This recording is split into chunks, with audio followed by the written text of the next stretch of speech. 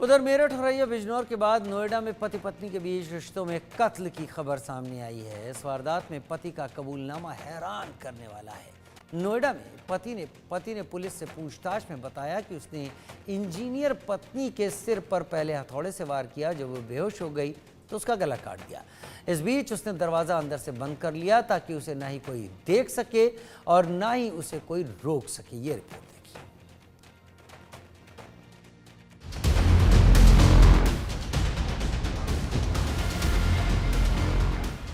नोएडा में पति बना शैतान, पति ने इंजीनियर पत्नी की जघन्य हत्या की, कातिल पति का खौफनाक कबूलनामा। नोएडा के थाना फेज 1 क्षेत्र स्थित सेक्टर 15 में पति ने जिस खौफनाक वारदात को अंजाम दिया है उससे हर कोई सहमा हुआ है। हत्या को लेकर कातिल के कबूलनामे से पुलिस भी हैरान है। इस कबूलनामे में पति पत्नी के बीच खत्म हुए प्यार और उपजे अविश्वास की कहानी है। पति को पत्नी पर अफेयर का शक। पुलिस की गिरफ्त में पूछताछ में कातिल ने पुलिस को बताया कि उसकी पत्नी मोबाइल फोन पर घंटों बात करती थी। अफेयर के शक के कारण ही उसने सोते समय पत्नी पर हथौड़े से वार कर दिया। जब पत्नी बेहोश हो गई तो उसने पत्नी का गला काट दिया। बेटे ने दी पुलिस को हत्या की सूचना। अपनी सिस्टर से बात करने के लिए कि वो मुझे परेशान कर रहे हैं, तो ये लोग वहाँ से मेरी वाइफ और इनके चाचा वगैरह इनकी मदर यहाँ आए यहाँ पे। तो सुबह यहाँ उसको समझाया, 10 साढ़े 10 बजे समझा के यहाँ से गए। ऐसा नहीं लग रहा था कि इस हद तक ये शख्स जो है पहुँच सकता है। तो बात करके गए यहाँ से। तो 12:30 बजे उसकी बेटी का फ़ोन आया कि मम्मा को जो है पापा ने मार दिया। तो मैंने कहा नहीं ऐसा कुछ नहीं है बेटा, हो सकता है वो बीपी की उसकी प्रॉब्लम रहती है, हो सकता है बेहोश हो गई हो, सोई नहीं है पूरी रात वो।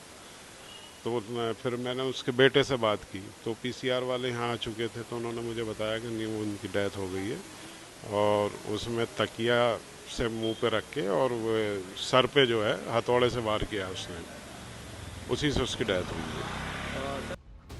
डीसीपी रामबदन सिंह का कहना है कि पुलिस को वारदात की सूचना डायल 112 के माध्यम से दी गई।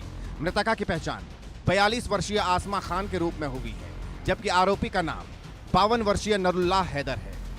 पुलिस को वारदात की सूचना किसी और ने नहीं बल्कि नरुल्लाह हैदर के बेटे ने दी थी। नरुल्लाह के बेटे ने पुलिस को फोन करके बताया कि उसके पिता ने उसकी मां की हत्या कर दी है। हत्या करने से पहले नरुल्लाह ने अपने रूम को अंदर से लॉक कर दिया ताकि कोई दरवाजा न खोल सके, नहीं उसको कोई रोक सके। पति पत्नी के बीच कई दिनों से थी लड़ाई। पोस्टमार्टम रिपोर्ट में दावा किया गया है कि सिर पर हथौड़े से मारने के बाद आसमा कोमा में चली गई थी। उसके बाद उसका गला रेत दिया गया था। मृतका के जीजा का कहना है कि उसे आसमा की बेटी ने हत्या की सूचना दी थी। कहा जा रहा है दोनों पति पत्नी के बीच पिछले कई दिनों से लड़ाई चल रही थी, लेकिन बच्चों को भी ऐसी उम्मीद नहीं थी कि उसके पिता उसकी मां की इस तरह से हत्या कर देंगे। इधर किसी और के साथ अफेयर के एंगल से अलग मृतका आसमा के परिजनों का कहना है कि यह संपत्ति का मामला है। हत्या की असली वजह क्या है, इसको लेकर पुलिस की तफ्तीश जारी है। टूटते बंधन, दरकते विश्वास, रिश्तों का कत्ल। नोएडा के सेक्टर 15 में एक हैरान करने वाला मामला सामने आया, जहां इंजीनियर जो महिला थी उसकी पीट कर हत्या कर दी गई। यही वो मकान है जहां नरुल्ला जो पति था आसमा का, उसकी पीट कर सुबह के तकरीबन 10 से 11 बजे के आसपास पीट कर हत्या कर दी गई। आपको बता दें कि पहले उसने अपने कमरे को लॉक किया, अंदर से ताला लगाया और उस वक्त दोनों बच्चे इसी घर में मौजूद थे।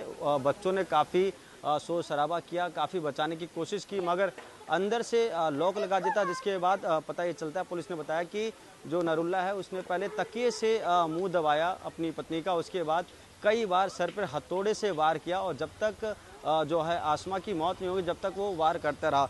ऐसे में जो डीसीपी रामबदन सिंह उन्होंने बताया कि हम पे डायल 112 पे फ़ोन आया था कि एक पुरुष है वो कहीं ना कहीं अपने पत्नी पे कई बार हथौड़े से वार कर रहा है, उसकी मौत हो गई। जब यहाँ पुलिस आई तो पुलिस ने जो शव को अपने कब्जे में लिया, पोस्टमार्टम के लिए भेज दिया गया है। मगर ये बताया जा रहा है कि जो आसमा के परिजन, उनका साफ तौर पर कहना है कि ये संपत्ति का विवाद है, तो दूसरी तरफ पुलिस का ये कहना है कि ये मामला किसी और अवैध संबंध को लग रहा है।